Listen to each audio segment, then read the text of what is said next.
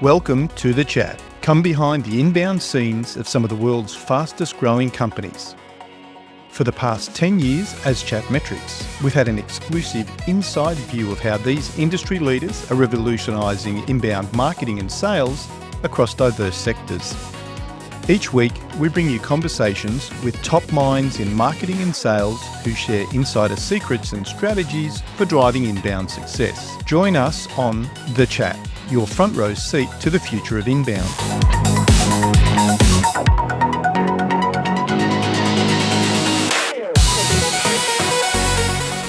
Today on The Chat, we're joined by Donna Weber, one of the leading minds in customer onboarding and customer success strategy.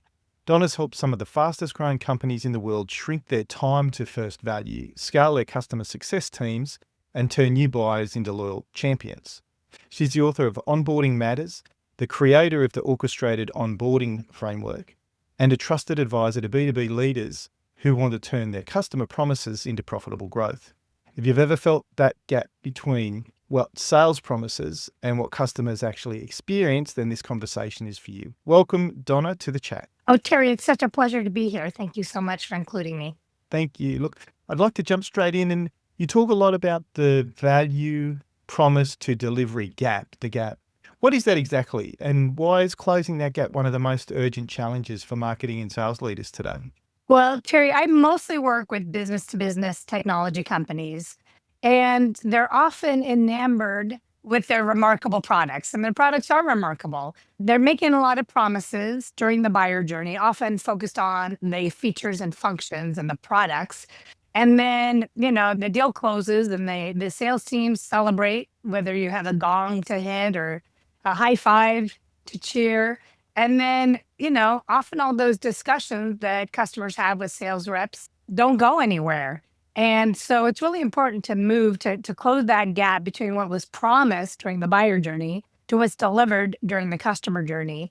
If you want your customers to stick around and buy more, if you work in a subscription business, it costs 7 to 11 times more to acquire a new customer than to keep one. So if all you do is keep acquiring customers that are leaving through the back door, you're going to be in trouble fast. Absolutely, absolutely. Why do you think it is that drives sales to potentially, I don't want to use the word, but overpromise? Well, a lot of it is the incentives. For example, I worked with a company where the sales teams were hitting their numbers off the charts. Like at the end of every quarter, they had these great booking numbers. And at that time, that's what they were being incentivized on. They were all about growth. And up until a few years ago, for most startups, it was all about growth at all costs. And so they're incentivized to close all these deals. But what happened with this company was during the implementation, during the onboarding, a lot of these customers were poor fit customers.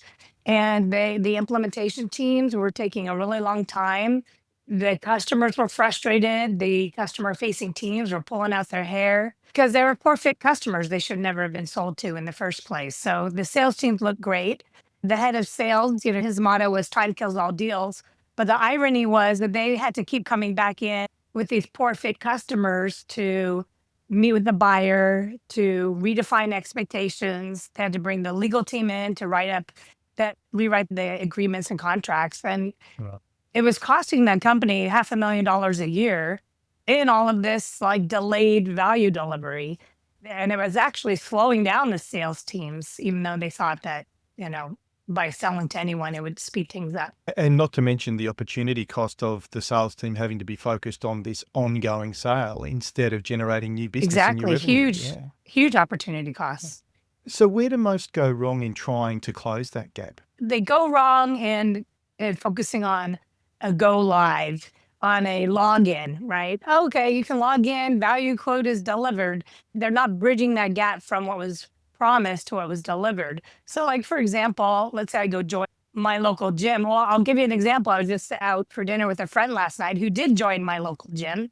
I go regularly, but they've been paying for 3 months now and haven't been once.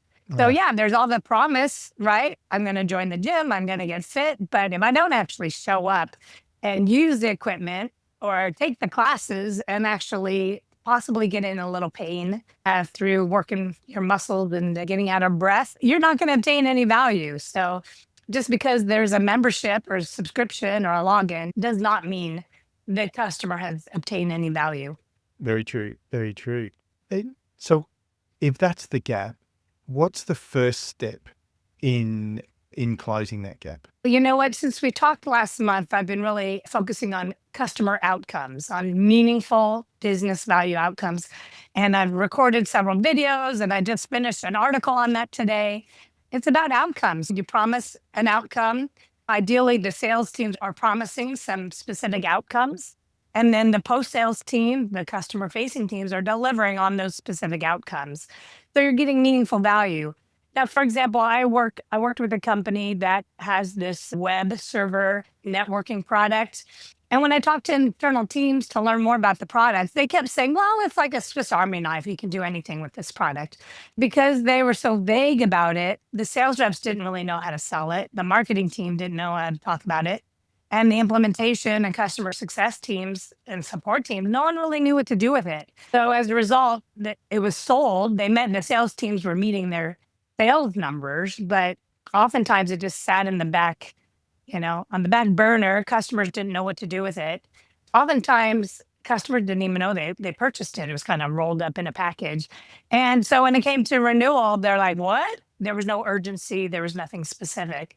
So what we did, if I can just continue on that story, what we did was we defined 3 specific business value outcomes, 3 meaningful use cases that would provide benefit to the customers.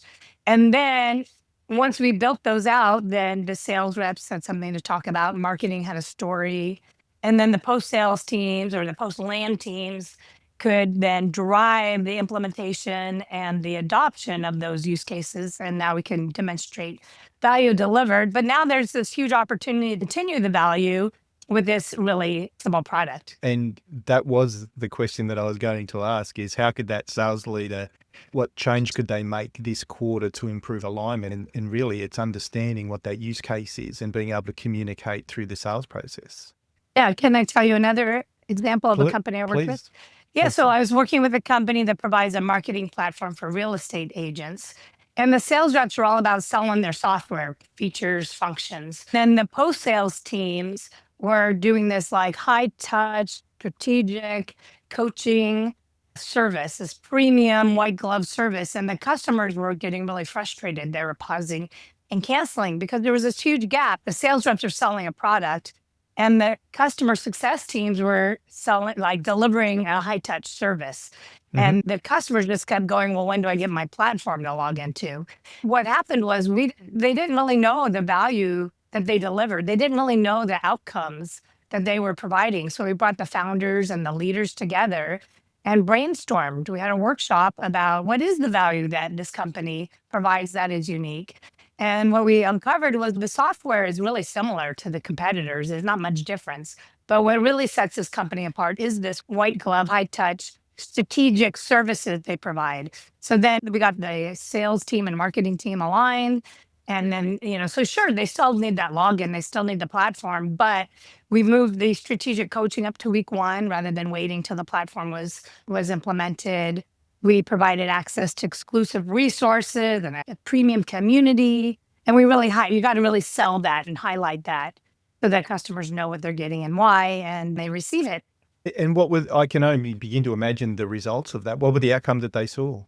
Yeah, this company was experiencing a lot of churn and paused and canceled subscriptions during those first 2 months when they were waiting for the product to be implemented. So that reduced. And then customers were ready to be champions once the login was available. So we focused more on some quick wins, which are more about the context and concepts and mindset to be successful on this premium solution. And so it's really a win-win for both. From the organization's perspective, they're reducing the churn. Obviously, the revenue growth continues, but from the customer's perspective, and really that's the penultimate of any organization, if they're getting the return on their investment, they're actually, time to, what do we call it, time to revenue, but time to return. Time to first value. Yeah, time to first value is shortened dramatically because it's even the perceived value of being involved and having that white glove service. That in itself is a value that's being delivered by the organization. And so the perceived value is even being brought well before they're actually logging in and getting value from the Exactly. platform itself. Brilliant. Brilliant. You've said before that there are really three sales. And I remember when we were talking last time, you went through this process, three sales that happen in a customer journey. And most companies only focus on the first one. Can you walk us through what those three sales are? Sure. There's three sales. There's the initial sale for one, the second is the expansion sale, and the third is the referral sale. And if you rush that initial sale, like all you do is close it and the customer churns before they renew, there's just so much cost to that. When I work with companies, I calculate out what it costs to acquire a customer, what it costs to onboard a customer, and when you break even on that customer. So let's say your customer pays you $5,000 a year. It costs you $3,000 to acquire them, and maybe $2,000 or $3,000 to get them fully onboarded and implemented and adopting your solution.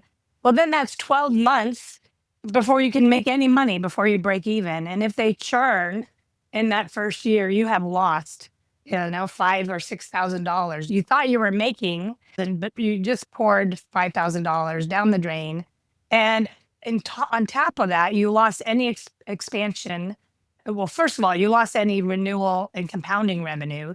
Second, you lose any expansion revenue. And third, if they become raving fans, I mean, gosh, think about how much referral business you could get. And the thing with the referral business is it costs so much less than going out and trying to acquire those customers with cold calls and marketing in the first place. So the compounding effect is huge. And when you keep a customer year over year, the compounding revenue just grows exponentially. So which do you think out of those three is the weakest, usually? Well, what I think is the weakest is the initial sale because, are you familiar with the term the ideal customer profile or ICP? Yes, yes. I think that people talk about that more, but I don't know if they really stick to it. I think that the end of the quarter, oftentimes things just get thrown out the window because the internal metrics are more important, and people want to make their numbers and go to club and get their compensation. But if you don't Well, that's sell, the sales team's time to value, isn't it? The dollars in the hip pocket. to be honest, Terry, I just still continue to be a bit confounded because in our age of subscription and renewals, like that first sale, it's not I still see sales teams so focused on that first sale without thinking about what do I need to do here to create a customer for life. Sure, okay, maybe the sale might take longer, but maybe you start with a smaller amount of revenue. But if you look at that lifetime value, it could be huge. I work with companies where, back to that product where they were kind of rolling it in, those sales reps just wanted to sell these big deals and kind of walk away. But sometimes you sell a small deal, maybe to a small team in a big company. I mean, I've worked with companies where it's like consumption. You pay by the pay as you go. It's called pay-go. Let's say they started with a company. I'll just give an example, like Disney. One small data team thought, hey, let's try out this tool. And maybe they're paying $10,000, and then now it's a $4 million a year contract. So, it can be very short-sighted. We want to look at the bigger picture of where we could go. It's really interesting. I expected you to say it's the onboarding process, but absolutely I understand why it is. Broken piece is the sales. If the expectations are not aligned with what the organization can deliver, regardless of what the customers need, then there's always going to be problems when it comes to the onboarding and retention process. If there's just if you come back to that ideal customer profile, so that company where they're all about time kills all deals, when they did start really sticking to the ideal customer profile, then you can create this proactive, prescriptive onboarding and implementation approach that you can really get customers through very quickly. And that means you can deliver initial value very quickly. So that means they're going to stick around. The faster they get initial value, the faster they're going to buy more. And so that means you could create this machine where, yes, we've sold and we're going to deliver. And you're not trying to create these special snowflakes that every customer is unique and needs all this special love and care. That increases your cost dramatically, that reduces your ability to scale. And as your company grows, you just cannot continue doing all that kind of special treatment. It's gonna take you down. Absolutely. Absolutely. So one of your big mantras is every day you're not driving customers to value, you're losing revenue. What's a few ways that sales and customer success can work together to accelerate time to value, particularly in complex B2B environments that you're working? Well, if it's a high touch, longer sales journey, then I have the 6 stages of my orchestrated onboarding framework that you mentioned. And the first stage is embark. And I like to have that stage during the buyer journey so we can start setting expectations for what's coming. So rather than, okay, we're going to close the deal and see ya, and then the customer's just kind of left hoping and wondering. First of all, where that leads is to ruminating and, worrying and dwelling in buyer's remorse. So Yeah. we really want to bridge that gap. So one of the ways to build trust is continuity. And when you show them this journey ahead, then it helps set expectations so they don't need to create their own stories, usually nightmares. Two, it shows them that you got your act together. You're not just trying to sell them. You really want to take them on a journey with you. You're partnering for their success. And then also it can set up expectations. So we talked about B2B complex. Well, let's say there's data migrations. Well, okay, the product doesn't even work until your data is migrated. Maybe it's going to take 3 weeks to clean up your data. During the buyer journey, you can start talking about, okay, here's what you need to do to start cleaning your data. So the minute the deal closes, we can be off and running rather than we're going to sit around for 3 weeks while you try to clean your data. You can start to fast track a lot of the needed things. It also helps the customer understand their accountability and what part they have to play in it. Do you have any specific examples you could give where an organization's done that and they've been able to slash that time to value? Oh my God. I worked with this one company. They provide I'm blanking on what it is, where you have all the different, supply chain management software. Mm-hmm. And they would sell to these big companies, but they were kind of like more just the people who paid them were their vendors, but it was kind of a B2B to C experience. Anyway, very complex. And they could not recognize revenue until all of these vendors were onboarded. Mm-hmm. And so we actually had the first 2 stages of their onboarding during the buyer journey. So that they had to write all these letters to all their contractors. We had to get them all on the platform. And so rather than waiting for the deal to close and then trying to do all that, it was taking weeks and weeks and they could not get any revenue recognized. We did all of that during the buyer journey. And so we're getting, okay, big company, we need the names and all the contact information for all your vendors, get all that set up, get all those letters out. And then bam, the minute the deal closes, all those letters are going out and we're able to start recognize revenue in a few weeks rather than months. Was there any resistance to bringing that process forward and before the contracts are signed, actually sharing that information earlier in the journey? You know what? It really depends. But in that company, the head of sales was just like, bring it on. Let's do it. That was unusual, to be honest. Really refreshing. But they were like, yeah, I get it. Let's make it happen. Yeah. What about from the customer's perspective? Haven't signed contracts yet. Yeah. If you let them know why, this is what we're doing and why. The big thing, actually, have you heard of Simon Sinek? Yes. Start with why. So we start with why. And that is the purpose, the motivation. And if you tell people why you're doing something, they're going to get a lot more on board. Then you do the how and the what. But if you just tell them the what, they're kind of left wondering and they may resist. But if you tell them why, and so what I like to do is we create this branded onboarding framework. And so you help them show the journey ahead. And then you show them where we're going and why. And so that's why. I think because it's kind of weird. Sales reps get worried. Oh, it's going to slow the deal down. Oh, if we bring the CSMs or the onboarding team in, it's just going to slow things down. But people want to know that they're in good hands. I think it's absolutely brilliant in that it does a couple of things. One, it can solidify the sale, effectively help closing the deal because they're actually giving a lot of credibility to what sales are saying to them because they're actually seeing those steps start to be taken. And it's also a very strong indicator to sales that if the customer is taking these steps, then this deal is going to close. And from a forecasting perspective, that's got to be pure gold as well. It's an indicator for sales in terms of the deal will close. And so it obviously helps with forecasting as well. Absolutely. I think that's a great point. On a personal level, I was working with vendors to get some solar panels on my roof. And one of them, we had the sales rep literally at our dining room table after dinner, right? And it built a great relationship. The deal closed and we didn't hear anything. We had to pay $1,000 deposit. We didn't hear anything for 2 weeks. And Wow. I was just left wondering, oh shit, I lost my money. I don't know what's next. And then eventually they said, okay, we're going to have a technician come out. But if they just send an email saying, thank you for your business with a little visual, here's what's next. Shannon's going to reach out, schedule a technician within 2 weeks. After that, this is what happens. It just makes all the difference in the world. I know this company's got their act together and it gives me more trust and confidence that I made the right decision. And I think trust is probably the big component there. It is one of the things that can remove that buyer's remorse, that concern after the deal's been closed. Did I really make a good decision here or not? Classic example. Let's talk about onboarding, but through the lens of revenue growth. What does world-class onboarding actually look like, and how does it directly tie back to renewals, upsells, and advocacy? Well, what good onboarding does not look like is just rolling out the implementation. Onboarding is not the implementation.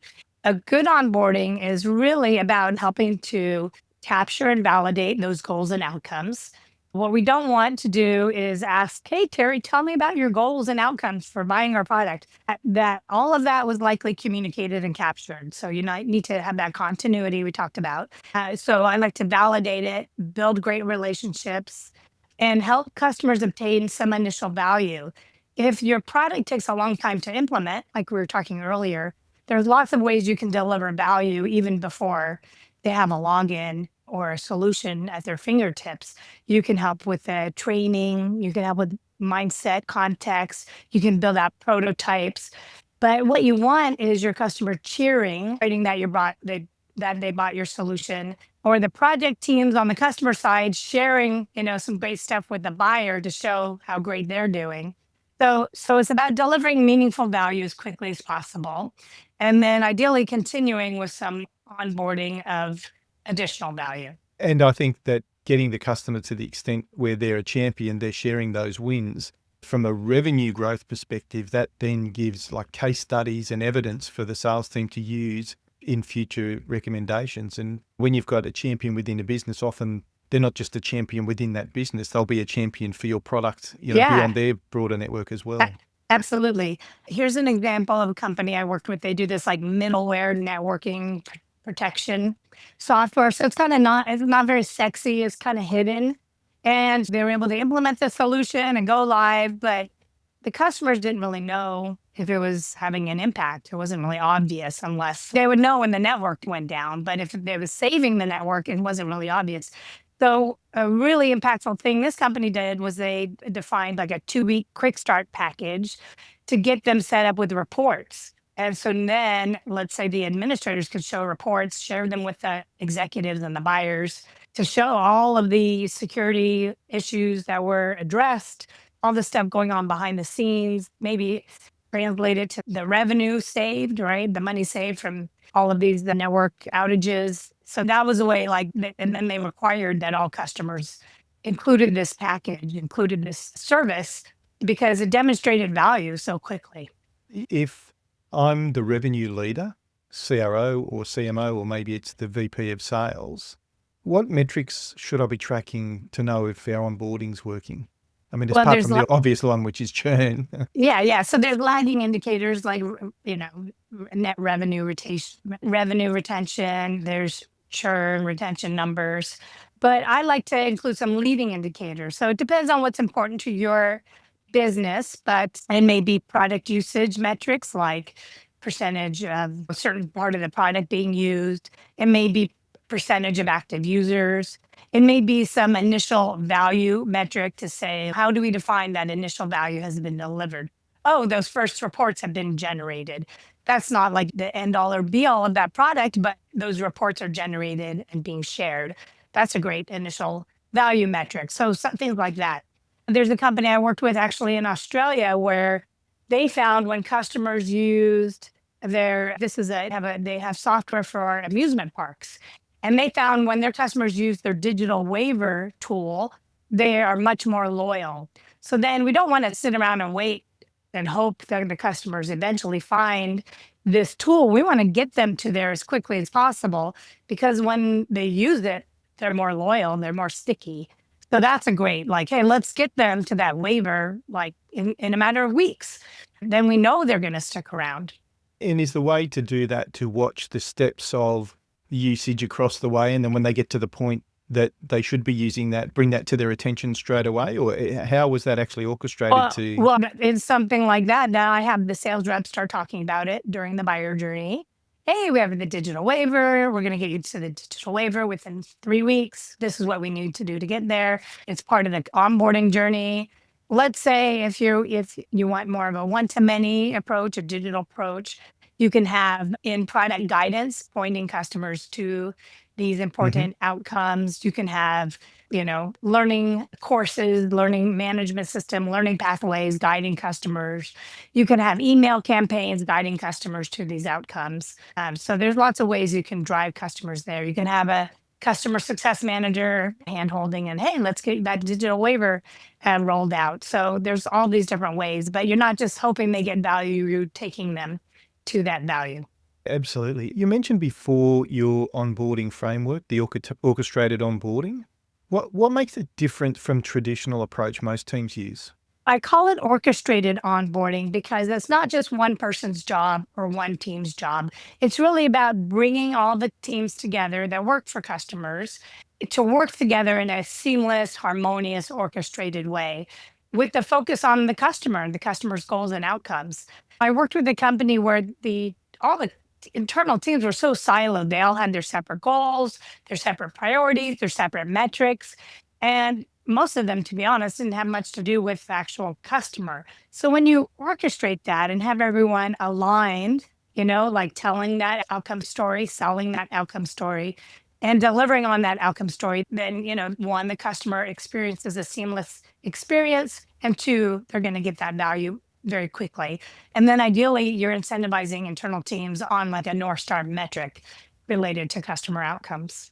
It's interesting. I imagine that you've probably been brought in at the best and worst times. You've been brought in at the beginning to help design from the start for those that are very proactive and very conscious and focused of churn and customer onboarding and getting to value for those value creation organizations. But I'm sure you've probably seen the worst as well. If somebody's onboarding's a hot mess, churn's high, where's the best place to start fixing it? Or what's the first thing that you'll look at?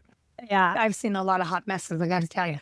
It really depends on the company and kind of what is happening. When I work with high growth companies, they're doing a lot of things well. They're growing and their customers love them. They're getting an injection of funding that usually gets applied to the sales and marketing engine. And then they're going to have this tsunami of new customers coming at them.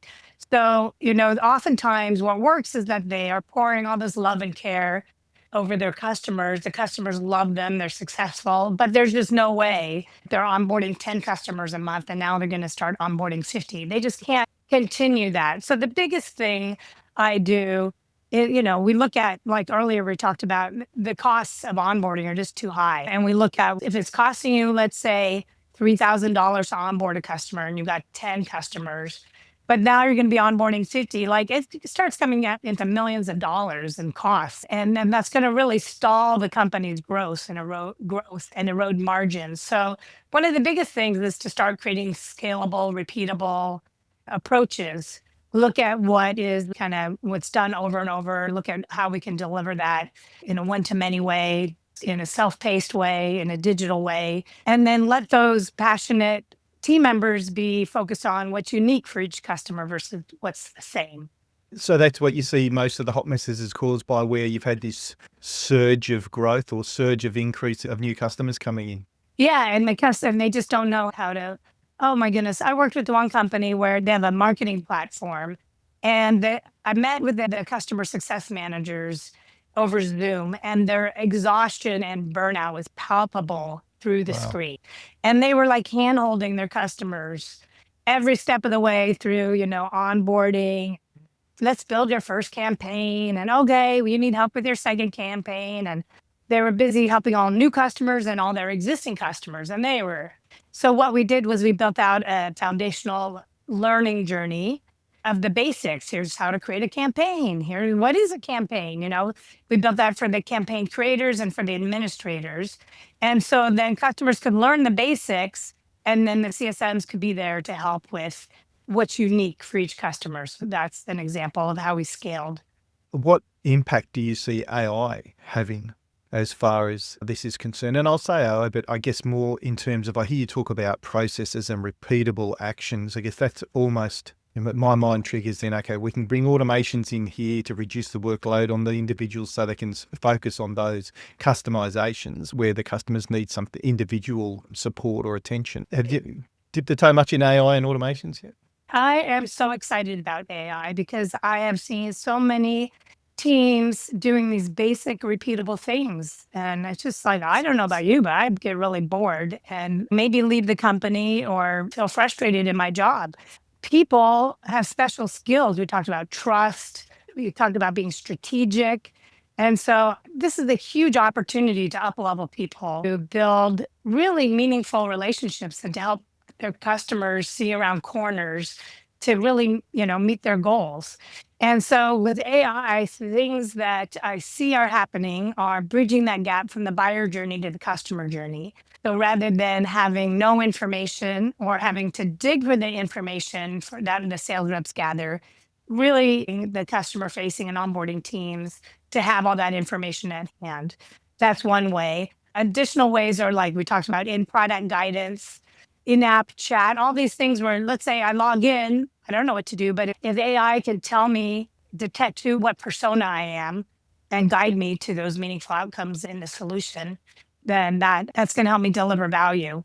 So it's time to stop throwing like the generic information at customers and really taking them on a transformational journey. I agree. Look, I think we see organizations these days, Swan AI is a classic example where it's a business being built by 3 founders. Their goal is 30 million ARR, and there's only 3 employees. All the It's rest of the amazing. employees are AI agents, their customer support, their onboarding, everything they're building out that way. Obviously, it depends on the level of complexity and the level of customization required, whether or not an organization can be built that way. But I'm with you. I think we've started to use it with some of our onboarding processes, not the client-facing side of things, but certainly internally, to help reduce the workload on our team dramatically. There's one particular aspect of onboarding that was taking us literally 24 hours of man time. It was 2 days. We run 24/7 shifts, so it was like literally handover from one shift to the next. It was about a 24-hour process. And we've brought that back to 3 hours now, being able to leverage AI and automation. So, And what did you do to reduce that time? we brought AI in to effectively capture the information and reformat it and put it in a way that our team can use. That was the Amazing. big component of it. It's analyze the information, and because when it was done by hand, it was all captured individually, put into the format that we needed it to be, uploaded into the platform we needed it to be. That's now a pretty smooth process. Testing. We've got a human in the loop in terms of they do the final check before it gets uploaded. But beyond that, we've had to do that. We brought out a new offer ourselves, a lower value offer. And so to be able to take some of those costs out to get down to that offer, and which is opened a whole new part of the market to us that we didn't have access to before. That's amazing. And they didn't have access to us. Thank you for sharing that. Yeah, I was at a conference in Stockholm. I was speaking at a conference for a company called Plan Hat, and Emmanuel Malanda, he works with NASDAQ.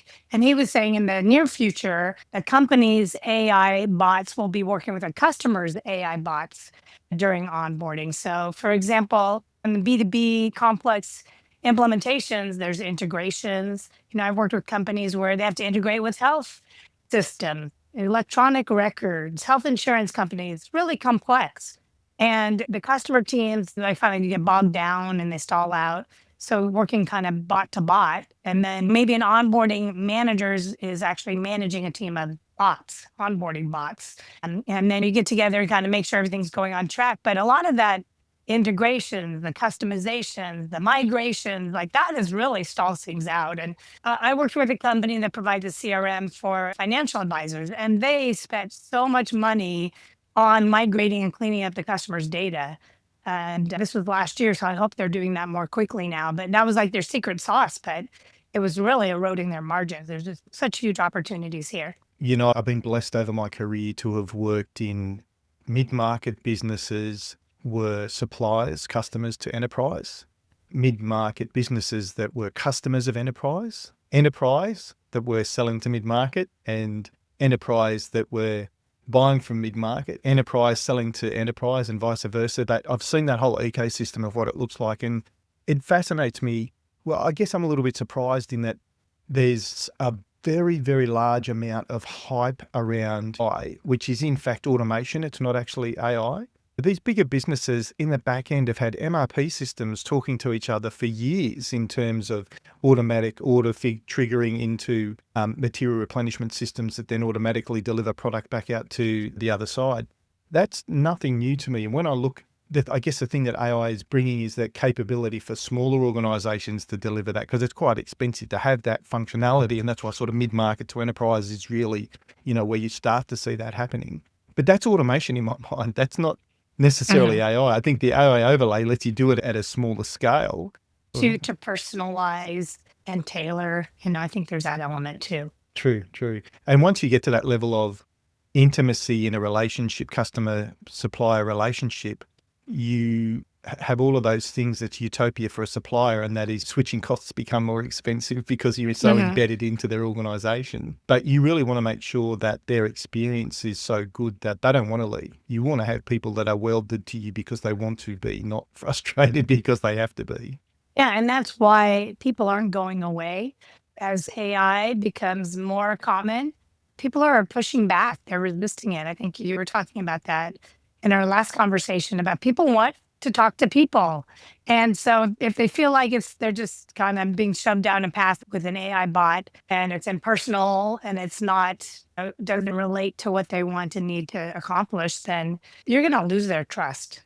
Absolutely. You're big on driving customer outcomes, not just satisfaction. There's a very clear, I think, difference between those two. What's the mindset shift companies need to make to move from customer success to real customer value delivery?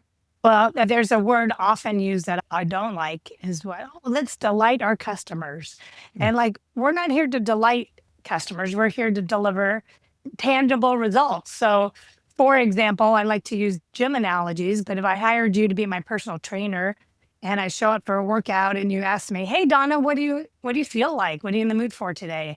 Yeah, Terry, I'm kind of tired today at a late night. What would delight me is going for coffee and getting some dish on those celebrities that you train, right? That would delight me, but that's not going to deliver any results. But if I show up and you push me, I might be swearing, I might be cursing your name in the next morning when I can't get out of bed because my muscles are sore. It may be a painful process, but it delivers results. And sometimes the customers that complain about your products the most are the ones who are using it the most because they're hitting all the edges. Sometimes the end users are delighted, but the buyers have no idea and they change because they didn't know. I don't know. So it is all about, that measurable impact. And then I do also want to add those outcomes that a customer may have initially purchased your product for. If you reach those, that's great, but that's not the end. It's the beginning because those outcomes are evolving. So let's say I hire you to help me lose 5 pounds. I lose 5 pounds, great. But now I feel great. Oh, hey, I want to run a 10K. I want to run a marathon. Now the whole new set of outcomes, the door has opened. I want to compete in a triathlon, and now you're going to help me reach all these goals that weren't even in my mind when I was sitting on the couch. Absolutely. I love that. It's almost like coming from the steel industry, we'll do a $160 million deal and, people will be arguing this stuff's worth $1,000 a ton, and people will argue over $5 a ton differential in pricing, try and negotiate you down. In our business now, Chat Metrics, it's completely different. I get people, we charge per lead, and I have, senior leaders and CEOs calling me say, how can we get more leads? How can we pay you more next month? It's a different amazing perspective when you're at that stage of the value you deliver is so immediate and measurable. Well, do you think, so it sounds like you have sales-driven outcomes that you're charging for the outcome. Do you think that more of the industry is moving that way? There's been some talk about that at customer success events I've attended. Most definitely. I think I guess the most public one that I'm aware of is Manny Medina, who was running Outreach, has started his own business. I can't remember what it's called now, but it facilitates SaaS and technology businesses to move from a monthly subscription or per seat pricing to outcomes-based pricing. And I couldn't help myself, he did his big launch and the spin, obviously his subscription pricing models are dead. We're moving to this now. And I couldn't help putting a comment on there. Yeah, Manny, we've been doing this for a decade. Nothing new. Good to see you catching up finally type thing. But I think that particularly if you have a look at what's the latest thing that's being adopted dramatically is AI. How do they charge? It's token usage. So I'm seeing more and more businesses now charging not necessarily for seats. There might be a retainer. There's a minimum that's required. And then platform fee. Which gives you a platform fee, or it's just a certain amount of usage up to here is covered every month. It's like organizations need that to be able to cover their cost and provide the service in the first place. And I guess if that doesn't fit for you, then you're probably not a good client for that business. So there's a platform fee, but then beyond that, it's all usage based or outcomes based as opposed to number of seats. The platform fee might include a certain number of seats, and you've got a flat fee. But I'm seeing more and more of it, and I think it will gain momentum as AI. I mean, if you have a look at all of the tools and products that are wrapped around AI, most of those have a similar type of pricing. Although I've got to say, the tools that you use to build AI type products like the N8N and the Replete, all of these ones, same thing. They have a basic, and then everything is added on top of that. But I guess I was a bit surprised to see things come out recently. There's an AI video creation that have monthly fees, and it's a bracket of usage, and they don't have the next is you pay per usage. The next is the next bracket, and then the next bracket, it's like traditional SaaS type pricing. You're not paying for seats, but you're paying for capacity. And then once that capacity absorbed, you have to step up to the next one. There's not this variation. And I think that's a little bit of a backward step, or maybe that's the next step they'll have to take will be to move to usage if they really want to get the market penetration. But I'm seeing that. What are the conversations you're hearing in customer success about it? Well, I see, like you, that we're moving more to a consumption or outcome-based sales and payments. I see that we're moving in that direction. We went from on-premise where you own a product to subscriptions where you rent. You're basically renting, and then people just want to pay for what they're using. I think we're really going into that direction. I did work with a big data platform. They oftentimes companies will start with pay as you go, consumption based, but then there's a point where it's actually cheaper if they get a contract with you. So there's a point where they'll go, look, you've increased to this volume, it'd be actually less expensive to have a contract with you, and then they move into some annual fees. And that is an annual pricing offering as well. Often, there's monthly pricing and then 20%, 30% discount, click the button and pay the annual fee. So it's almost like allowing smaller businesses to lock in lower pricing for annual contracts, but it's fully self-service. It's not like a sales leg. And then if we bring that back to outcomes, if people are paying as they go, they're going to try a little bit. And if they don't get any meaningful value, they're never going to continue consuming. So you've got to start delivering value in these kind of morsels so that they get that value, and then you capture their attention, and then they want it more, So you got to keep them on that outcome journey so they keep consuming more. If you don't get to that initial value, then they're just going to walk away. Absolutely. Absolutely. Getting close to wrapping up here, Don, I'd like to throw a couple of quick rapid fire questions at you. What's the best onboarding win you've seen in the wild? The best onboarding win I've seen in the wild is that company that went from selling to poor fit customers to really refining their ideal customer profile. We reduced the time and cost to onboard and implement customers by about 30%. And, you just have like raving fans rather than frustrated customers. And the onflowing impact across the business would be enormous. Enormous, yeah. And we don't have to do all those resales and opportunity costs. What's a sales or marketing buzzword that you would like to just retire forever and you'd be happy if you never heard it again? Well, delighting your customers. You did mention that way. What's your favorite tea and when do you like to drink it? Oh, I don't have my mug right here because it's my afternoon, but I love Earl Grey tea with milk. Lovely. And what is a book that you recommend, other than your own? Obviously, we'll talk about that in a minute, but is there a particular book that you're reading at the moment that you'd recommend? There's a particular book I do recommend a lot. It's called A More Beautiful Question by Warren Berger. And it's all about asking questions and listening. And that's the way we can provide a lot of value to our customers is by actually listening. And so I highly recommend that book. Thank you. Thank you. We'll get that included in the closing paragraph.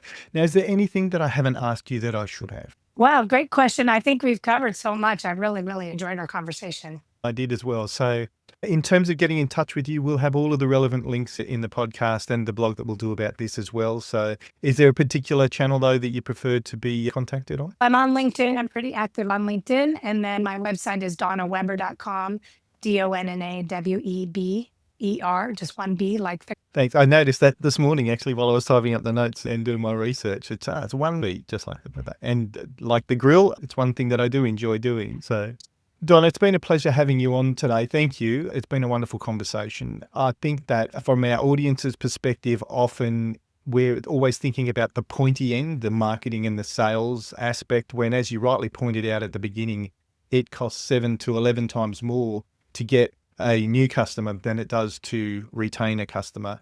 And the costs associated when you lose a customer, as you mentioned, with regards to the onboarding process and the training processes, it's just sunk if they're not there to the time frame where you're actually at least breaking even, which is worst case scenario if you think about that from a financial outcomes perspective. Thank you so much for today. I've appreciated your insights, as I'm sure our audience will. So thanks for being on the chat.